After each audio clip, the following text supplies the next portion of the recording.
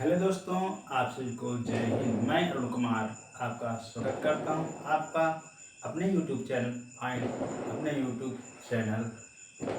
आज हम बात करेंगे माइक्रो टीचिंग बीएड के बारे में बात करेंगे। जो बीएड कर रहे हैं उनके लिए ये बहुत ही महत्वपूर्ण क्लास है। पहले हम ये बात करेंगे, जो माइक्रो टीचिंग जब होती है तो उसमें हमें कितना क्या याद करना है, हमें क्या कितना पढ़ाना है, तो उसके बारे में देखेंगे। और ये भी ध्यान रखना है कि जो भी सब्जेक्ट के हैं, मान लीजिए मैं चित्रकला से हूँ या कहें फाइन आर्ट से हूँ, और जो अदर स्टूडेंट होते हैं कि भाई बहन होते हैं जो सामाजिक विज्ञान से होते हैं, भूगोल से होते हैं, अर्थशास्त्र, गणित, किसी भी सब्जेक्ट से होते हैं, तो उन सभी के लिए ये बहुत ही महत्वपूर्ण क्लास है। और ये बात हम ये करेंगे कि माइक्रो टीचिंग के बारे में है, कैसे क्या पढ़ाना है तो सीखा। तो माइक्रो टीचिंग या कहें सूक्ष्म शिक्षण या कहें पाठ्य योजना, जो हम पाठ्य योजना माइक्रो टीचिंग बनाकर ले जाते हैं, तो उसके बारे में ये ध्यान रखना है।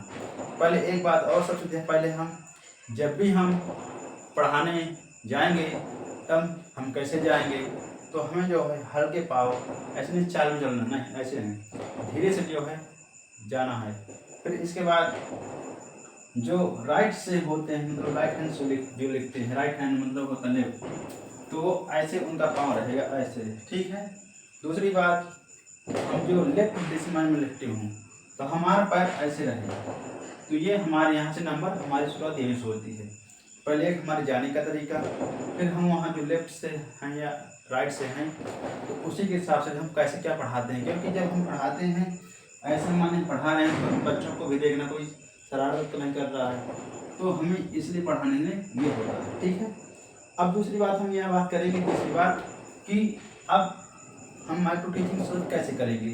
पहली बात है, तो जब भी आएंगे पहले बच्चों से कहें good morning teacher, good morning विद्यार्थियों बोलेंगे, गुड मॉर्निंग बोलना है। फिर इसके बाद बात करेंगे कि जब हम जो बनाकर ले जाएंगे माइक्रो टीचिंग का या पाठ्यक्रम योजना, तो उसमें देखिए, तो यहाँ पहले हम बात करेंगे इसमें विद्यालय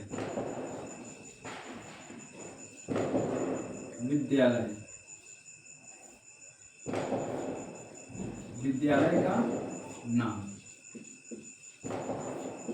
अब यहाँ पर बात हम विद्यालय का नाम इसलिए रख रहे हैं, और यहाँ एक बात और रख दे रहे हैं, छात्राध्यापक का नाम। अब जो विद्यालय का नाम और छात्राध्यापक का नाम, इसमें हमें यहाँ पहले ये लिखना है, क्योंकि जो पढ़ाएगा कहाँ जा रहे हैं, कौन से विद्यालय में जा रहे हैं। तो मान लीजिए हम लिख दे रहे हैं विद्यालय का नाम ऐसा ही, जय मां दुर्गे इंटर कॉलेज,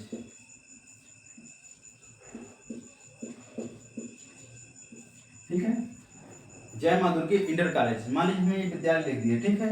अब हम बात करेंगे जो पढ़ा रहे हैं तो उनका नाम क्या है, तो हमारा क्या नाम, अरुण कुमार, ठीक है।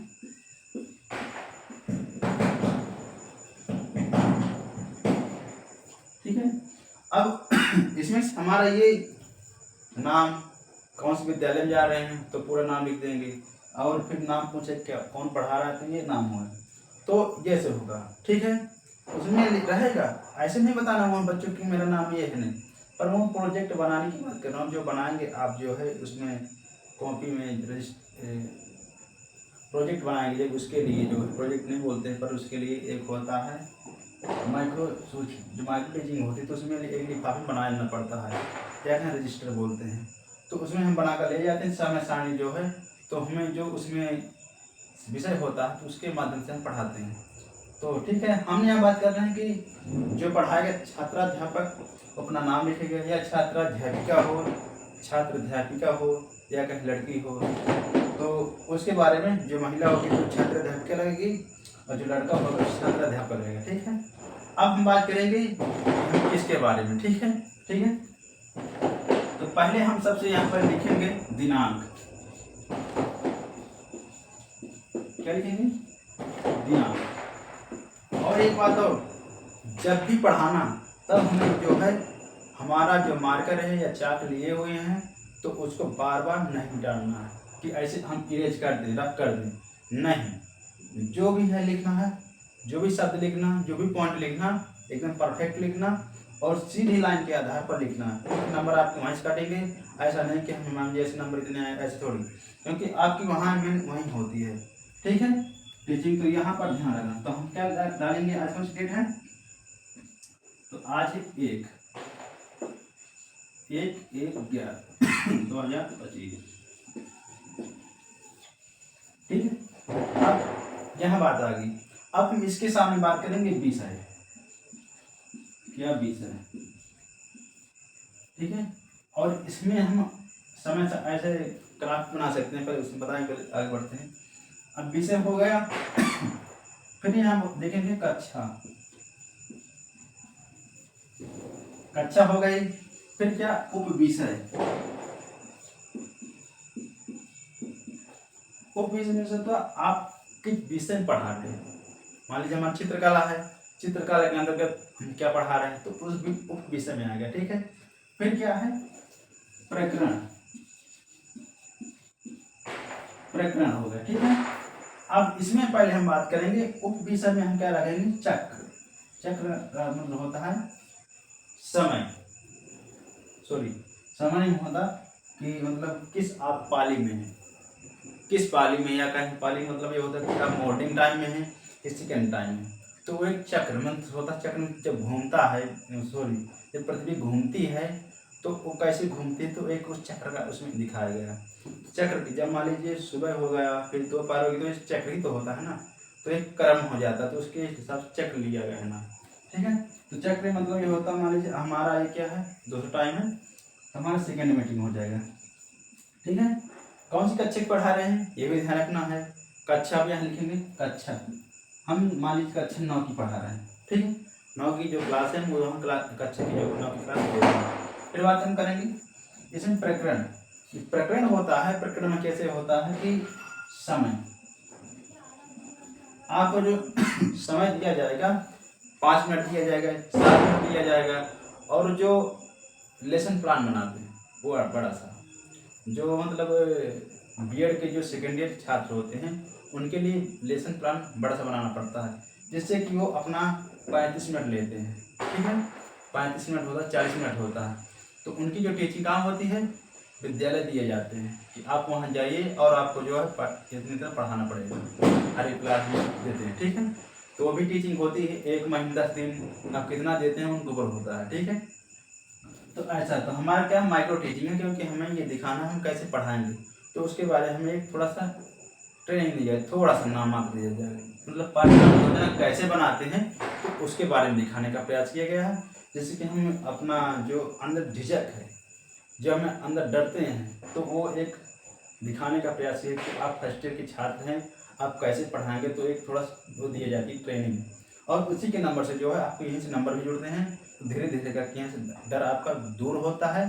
फिर आप जो सेकेंड ईयर में जब पहुँचते हैं तब आपको एक विद्यालय दिया जाता है, और वहाँ अपने या 6 से 5 तक के 1 से 5 तक के बच्चे हों, या 6 से 8 तक के बच्चे हों, या 9 से 10 तक के बच्चे हों, तो आपको जो है वहाँ आप निश्चिंत होकर अच्छे से पढ़ा सकें।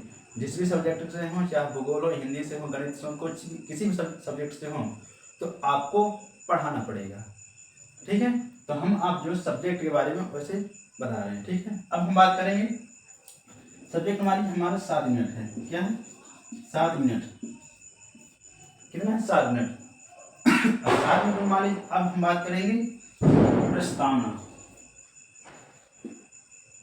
सॉरी गलती हो गई मेरे से, प्रस्तावना, प्रस्तावना। अब प्रस्तावना प्रस्तुतिकरण वो अलग है, उसमें फिर बढ़ते चले जाएंगे, पर इसमें भी आएंगे, थोड़ा धैर्य रखिए। अब बात करेंगे विषय, मान लीजिए हम चित्रकला है, क्या है चित्रकला। अब चित्रकला में कई आते हैं, चित्रकला हम क्या पढ़ाना चाह रहे हैं बच्चों को, ये भी है। और एक बात हमें ये भी ध्यान रखना है जब भी जो राइट हैंड होता है तो या तो आपको जो मैं मतलब एक समझा रहा हूँ आपको, मैं मार्कर लिया हूँ, जब भी हम समझाएंगे तो हमारे पास मार्कर या डस्टर कोई नहीं रहेगा। सिर्फ आपको एक जगह ऐसे खड़े होकर, ऐसे नहीं कि बीचों बीच नहीं, क्योंकि आप जो ब्लैक बोर्ड में लिखे हुए हैं, श्याम पट में जो लिखे हुए हैं वो दिखना चाहिए बच्चों को। तो हम जो है ऐसे किनारे में खड़े हो जाएंगे और जो भी हमें बातें करनी हो ब्लैक बोर्ड के द्वारा या बच्चों को समझाना पड़ेगा, तो हम एक जगह ऐसे खड़े हो जाएंगे, एक तरफ चाहे उधर चाहे इधर, जो लेफ्ट होगा वो इधर आएगा, जो राइट होगा तो उधर अपना समझाएंगे। तो ऐसी बात है, ठीक है। अब हम बात करेंगे चित्रकला के अंतर्गत, जैसे मान लीजिए हम पढ़ाएंगे स्मृति चित्रकला, दृश्य चित्रकला, मानवीय चित्रकला या किसी का भी हो, तो हम क्या पढ़ाएंगे, वस्त्र चित्रकला के बारे में पढ़ा रहे हैं, या कहें दृश्य चित्रकला, दृश्य चित्र। अब हमें जो है प्रकरण जो है निकालना है, तो अब हम यहाँ से बात बच्चों से करेंगे, ठीक है। पहले हम बात करेंगे बच्चों से कि आज इसमें हम जाएंगे इसके बारे में पढ़ेंगे, हमारा विषय कौन सा है। बच्चों से पूछे हमारा विषय कौन सा है, बोलेंगे चित्रकला, पेंटिंग ऐसे बोल सकते हैं, तो ठीक है। अब यही बात चित्रकला में आज हम क्या पढ़ेंगे, ये भी गलत है, ऐसा नहीं बोलेंगे। आज हम जो दृश्य चित्रण के बारे में पढ़ेंगे। दृश्य चित्रण क्या है ये बच्चों से बात करेंगे, तो बोलेंगे दृश्य चित्रण वो है जो हमें दिखाई देता है, जो आसपास की हमारी वस्तुएं हैं, ठीक है। दृश्य विषय जो सामने दिखता है। तो एक बार को सर ऐसे होता, तो हम जो टीचर्स होता है वो पूछेगा आप सामने क्या दिखता है, तो जो सामने वस्तु दिखती है, कहें सामने क्या दिखते हैं, किसकी बात कर रहे हैं, दृश्य। दृश्य मीन्स होता है जो मानवीय दृश्य हो या प्रकृति दृश्य हो, उसमें जोड़ देते हैं। तो जैसा हमारे सामने पेड़ है, पौधे हैं, मकान है, झोपड़ी है, बकरी या तो गांव की जो गांव में देखते हो बकरियां हैं, कुछ भी हो, तो जो सामने हमें दिखता है उसको हम दृश्य चित्रण बोलते हैं। तो कोई बच्चा बोला जैसे पेड़ है, पेड़ हो गया, पौधे हो गए,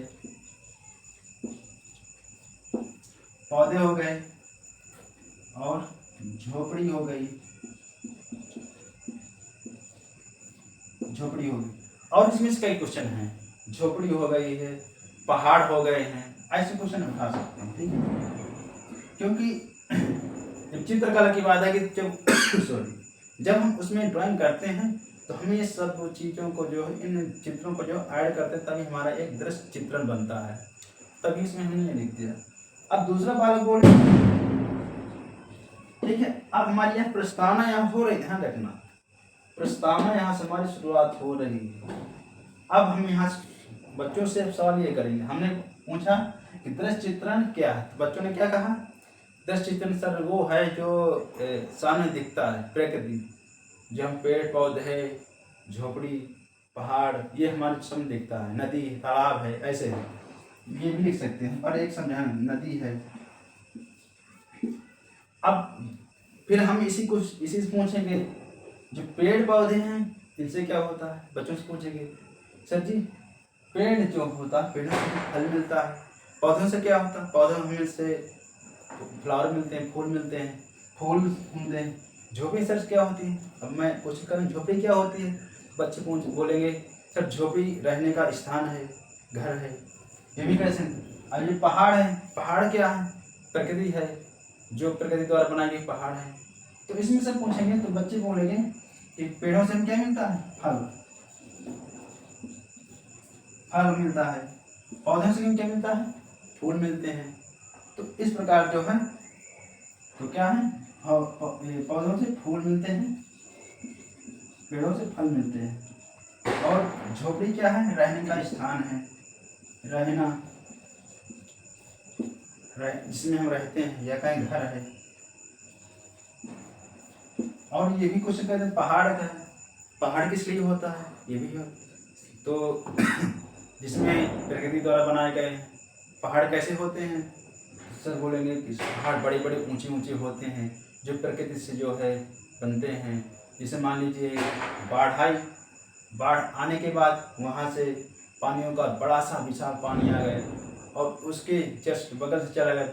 जितनी मिट्टी थी मिट्टी को काट कर ले गया और जिधर ज़्यादा मिट्टी थी उधर मिट्टी को काटना पाने के कारण जिससे कि मान लीजिए उदाहरण दे रहे हैं, ये मान पहाड़ है, ठीक है। अब पानी का बहाव इतना सारा हो गया, इतना सारा हो गया। अब होने के बाद जब हो जाएगा तब यहाँ तक जब पानी आ जाएगा तो यहाँ से अगर पानी जाएगा अंदर, यहाँ से ऐसे बहे अंदर से जो बह जाएगा तो क्या है, ये जो हमारा पहाड़ है ये वाला तो ये कट जाएगा, ठीक है। तो वो या तो पूरा पहाड़ कट जाएगा या तो आधा, जिससे कि उसमें एक दूसरा अलग से पहाड़ लगेगा। तो ऐसे इसमें पहाड़ों का एक जन्म होता है, ठीक है।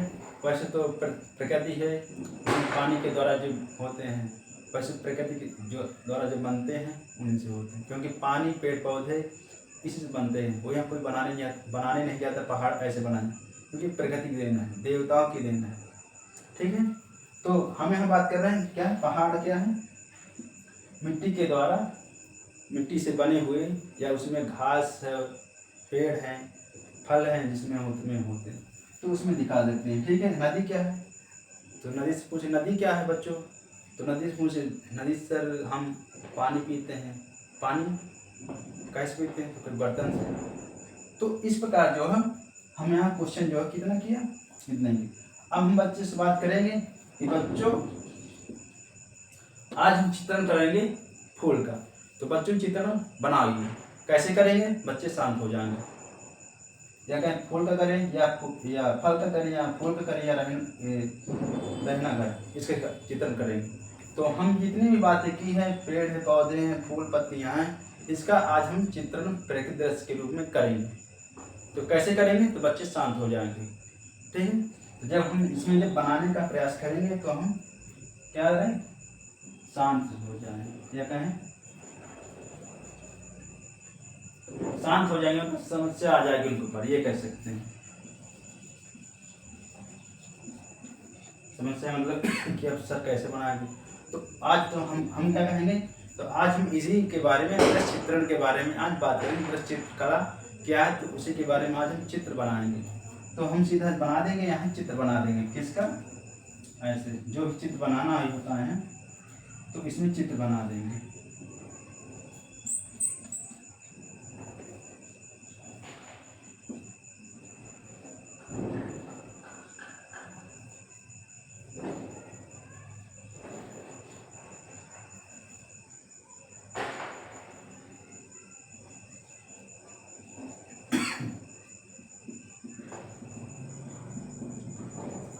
जब हम जो चित्र बना देंगे तो बच्चे देखकर खुश हो जाएंगे, ध्यान से जी हाँ ऐसा हो बनते हैं। जब हम बोलेंगे ठीक है बनाइए सब लोग चित्र, और इसको चित्र बनाइए, और जैसे चित्र बना वैसे आप बनाइए सब लोग।